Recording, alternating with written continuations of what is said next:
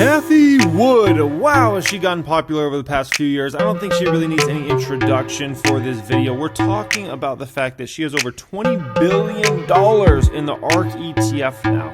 And over 30% of that capital is only in a few stocks. And I want to share with you guys those few stocks in this video here today and kind of my perspective on these stocks. And some people would say, man, that's way too much money to have in only a few stocks. But Cathie Wood kind of invests like me. Like I would do that. Like, you know, it's very common to see my portfolios and see that I've got, 10% plus in my biggest position. And I might have 30% or 40% of the portfolio all in just a few stocks. So yeah, we actually, at least as far as the portfolio diversification allocation, very, very similar. But for an ETF, some folks would say it's rather aggressive. I'd love to hear your guys' opinion in that comment section as always. Are you a believer in kind of putting, the majority of your money in the best stocks possible? Or are you kind of more, one of those that would like to spread it around more? I respect both strategies. Love to hear from you guys in that comment section as always. So yeah, we'll get into these stocks and kind of my perspective. And I also got two stocks to pitch Cathie Wood in this video that I think, honestly, the ARK fund should buy. So that's my opinion, okay? So anyways, I'll share that with you guys as well. If you're interested in joining our private group chat, our Discord chat with our 6, 7, and 8-figure members, download everything I know about stock picking, making money from stocks, things like that. Ability to know all stocks I am buying or selling, DM access to me, ability to learn basically how to read financial statements like a pro. Check out the pinned comment down there and book a 30-minute strategy session with somebody high up from my team, and we'll make sure you're taken care of there, okay? Tesla Maesla. So this makes up over 10% of the ARK fund, okay, which is their main fund. Over 10% of their money is basically in Tesla Maesla, right? Now, a few things to keep in mind when it comes to Tesla. One is they made a ton of money on Tesla, and so therefore it's not like they put over 10% of the money into Tesla. It's just the position has grown in size as it went up more and more and more, and it became this massive gargantuan position, which once again, in an ETF, over 10% of the money to be in one stock is quite a bit. For a lot of ETFs or just funds in general, but for Cathie Wood, she feels comfortable. Now, when it comes to Tesla, here's some things to keep in mind, okay? There's no doubt the valuation's gone up substantially. I mean, I remember buying in this stock a few years ago. It was a $30 or $40 billion market cap. Today, it's like $700 billion. And on a P ratio, forward P, a lot of folks would say very expensive. Price to sales ratio, people would say very expensive, especially short sellers, but even a lot of value investors would say, man, this stock is crazy priced, right? Compared to, where the market's at or something. But I'll tell you what, you listen to some earnings calls of this company and you realize the TAM of the electric vehicle market, you realize the TAM of autonomous driving, you realize that Tesla's in the front of those, and once again, you listen to some of these earnings calls. To be quite frank, it's hard not to come away and be insanely bullish on Tesla, especially when you consider how fast the company is growing, how rapidly the company is growing, and how fast they're innovating. But I think at the end of the day, when it comes to Tesla, I think if you're not invested in the stock already, you see how much it's gone up over the past few years, and to you, it just seems insane. And it's like you can't even begin to wrap your head around that, right? I'm fortunate to have a 1,438% gain in the stock. This stock could fall 50%, and I would still be up many, many hundreds of percent, right? Which is just like crazy to usually think about. And so I think the fact that it went up so much so fast has definitely turned off a lot of people from the stock, or, definitely a lot of value investors say, no way I'm buying that stock, right? Compare it to General Motors market cap, or compare it to, Ford's valuation or some of these other companies. And it's like, hey, at the end of the day, one of these companies is in front of all this, right? One of these companies has massive growth going, and the other companies are trying to find their way over the next 5-10 years, right? And so that makes Tesla a really intriguing stock. I can understand why it's a big position for ARK Invest and Cathie Wood in general. It's definitely one of those stocks you have to be ready for it to drop 20 or 30% at any time.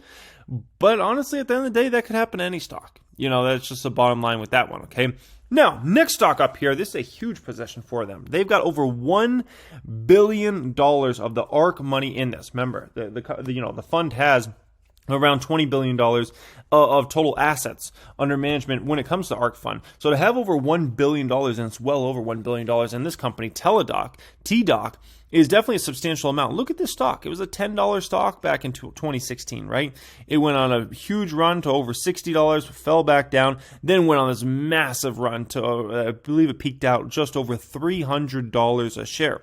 Now the stock's $141. It's fallen quite dramatically. Still a $22 billion market capitalization on Teledoc. So definitely not the cheapest stock in the world. Now, when it comes to Teledoc, they're, a telehealth company, right? And they're supposed to be one of the biggest, kind of game-changing companies when it comes to healthcare and kind of moving us onto the digital systems and whatnot. Now, something to keep in mind with this stock, there's no PE on it. There's no forward PE, which means the company's not profitable, and they're not expected to be profitable anytime soon. So that's the tough part when it comes to Teledoc. At least with Tesla and Tesla, right? You can throw a forward PE on it, right? Because they're, profitable now, and they're expected to be profitable over the next 4 quarters. With a company like Teledoc, it's really, really hard to value for the mere fact that this stock has no PE ratio. We don't know how profitable they can become. Also, they do compete in the healthcare sector, and this needs to be said, okay? When you compete in the healthcare sector, there's kind of like, it's a weird sector. There's almost like limits to your growth. And if you start making too much money in the healthcare sector, you start being frowned upon, right? No different than the pharmaceutical companies were making way too much money a few years ago. And then what'd you see? All of a sudden, politicians left and right were coming out against the pharmaceutical companies. They're making way too much money. They need to start, put limits on this and that. And you saw all of a sudden politicians really come after that. If Teledoc, if all of a sudden they start making a fortune, right? And they all of a sudden don't have a negative, net income anymore, and they start making a fortune, it's just going to be a matter of time before all of a sudden the politicians start coming after them, and they're making too much money, blah, blah, blah. And so that's kind of the risk you run into when it comes to healthcare-related companies and trying to think about their growth overall. Apple, if Apple makes an extra $10 billion next year, no one's blinking an eye, right? But if you're in the healthcare space and you make an extra $10 billion, you're easy to attack because it's a whole different sector, and you're talking about people's lives and then, profitability and insurance and all those sorts of things, right? Now, when it comes to Teledoc, listen to this, okay? They also have another fund. So the main fund we're talking about is their main fund, their ARK fund, the ARKK fund, right? But they also have a few other funds. The ARK FinTech Innovation ETF purchased 61,374 shares of Teledoc yesterday on Wednesday, right? That's almost a $9 million move. So they're also buying this stock and other ETFs, and sometimes they'll buy multiple stocks in multiple different funds. Now, also, they bought a lot of stocks on Wednesday. So I just want to show you guys this so you have an idea of how many different stocks they bought in different funds just on Wednesday alone. Okay, look at all those shares in all those different funds there. It's funny, this one, 493 shares, still such a small amount. All the other ones pretty much pretty big. Look at this one, Dynamic Special Purpose. They bought 3 shares, that one. But for the most part, most of them are really, really big positions they loaded up on yesterday, actually. Okay, so that's one's allowed, okay? Roku, look at this. They have over 5% of their entire main fund in Roku stock. Now, I will say, guys, okay, this one, I don't get it. Maybe I'm missing the boat on this one. I don't get it. I don't see why they'd want to have such an aggressive position in this particular stock. To have over 5% of your entire ETF in this stock is I don't get it. I mean, the forward P, the regular P looks crazy. The market cap's almost $50 billion on this. The price to sales ratio looks insane for this stock. I just don't get it when it comes to Roku. I don't get it, okay? I got nothing good to say about that one. Maybe I'm missing it. I don't get it, okay? Now, another stock they have over $1 billion in is Coinbase. Coinbase. Now, very, very simply, right? This can be a confusing stock from 2 different angles, right? A lot of folks don't understand cryptos, and they're trying to understand cryptos better. And so it's like, is this stock a bubble? Whereas if the whole crypto market falls dramatically and we had a huge crypto crash that was long-standing, would Coinbase continue to fall? That's understandable. The other angle is, if you look at how Coinbase makes the majority of your money, it's kind of being that middleman and the bid and ask and the spreads and whatnot, right? And the Coinbase makes a fortune from that. And if you look at the stock sector over time, the bid and ask has got compressed, and there's not a ton of money to be made there. But right now, companies like Coinbase are making a fortune off this. But folks are wondering, is that here to stay? A lot of folks are still wondering, are cryptos here to stay in the way they are today? And then the other question folks have is those bid and ask. Is there still going to be that crazy money to be made when it comes to that, right? So this is a big question mark as far as Coinbase goes. Also, you see this, right? A 40 forward P. To be truthful, no one has any clue on what that forward P is going to be next year. Because the truth is, no one knows if crypto is going to be hot as blazes next year or cold as ice next year. That's just the honest truth. I mean, there's been times when, folks have thrown out some crazy predictions around cryptos, and those, fell flat, right? Bitcoin's going to this price, and it didn't do a dang thing, right? And then all of a sudden, no one believes in Bitcoin anymore, and then all of a sudden it's flying up to 60,000, right? From 3,000. So the truth is, no one truly knows what's going to happen in the crypto market. It could be very possible that Coinbase is actually trading at a 10 forward P right now. It could actually be possible that Coinbase is trading at a 400 forward P right now. None of us have any clue. Everybody can put in their guesstimates and guess on this one, but no one really has clue. But that's what makes Coinbase actually a super interesting stock. The fact that this stock could fall 50% plus next year, and it could also go up hundreds of percent next year, there are not a heck of a lot of stocks in the stock market that you can truly say that's a realistic possibility. Most stocks, it's like, you would expect it to move at 20% to the upside, 20% to the downside. Coinbase is 50% to the downside, hundreds of percent to the upside, depending on what happens in the crypto market next year.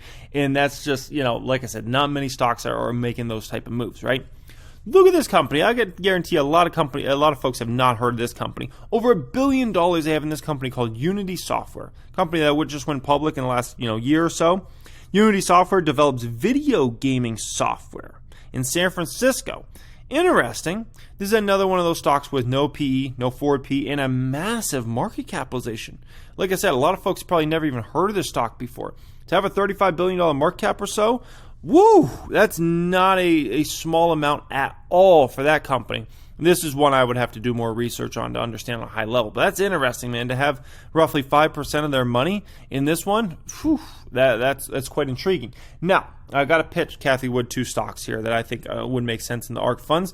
But here we go, okay? If you want to know Cathie Wood's top 25 ARK Invest holdings, update on a daily basis, check out CathieWoodStocks.com. That's CathieWoodStocks.com. Save it on your desktop or whatever, and you can look at this literally on a daily basis updates, and it shows you how many shares they hold, market value, and weight of those stocks, okay? Now, 2 stocks I got to pitch to Cathie Wood. First is Corsair. We know Cathie Wood loves game-changing companies that are in the forefront of massive growing sectors. Well, look no further than Corsair Gaming, and there's something that makes this one extra special I'll get to in just a moment. They're huge in the gaming sector. Guess what? Gaming's not going to shrink anytime soon. Gaming's just going to get bigger and bigger and bigger. And obviously, Cathie Wood likes the gaming sector. You don't be in a stock like Unity Software unless you are a big believer in the gaming sector over the next 5, 10 plus years, right? Corsair's in the forefront of that. Streaming is a massive sector that's not going away anytime soon. The streaming space is going to get bigger and bigger. And guess who's one of the biggest players in this market? Because they own the Elgato brand, right? Corsair Gaming.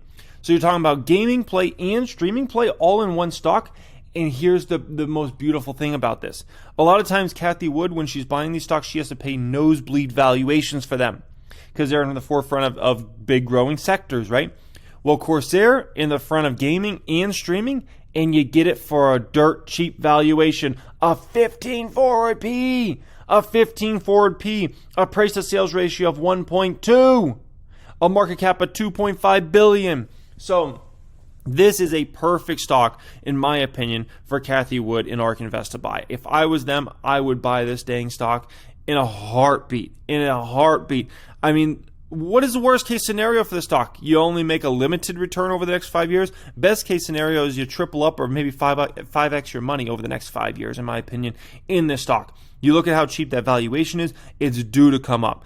And I can tell you, if Cathie Wood bought in the stock, the way the stock is viewed changes overnight. I know she loves to be in stocks that are game changers, and Corsair, I think it's perfect, okay? Next stock up I have to pitch her is Tattooed Chef, the chef, okay? Now, the problem with the chef, it's a really small market cap. It's been trading at $1.5 billion or so recently. So for her to get a decent sized position built, it's a little tough. I mean, I know they're working with bigger amounts of money over there at ARK. So this one's a little tough for her, but at the end of the day, the plant-based food movement, ARK has almost no money invest in this. And you could be in Beyond Meat, sure, okay.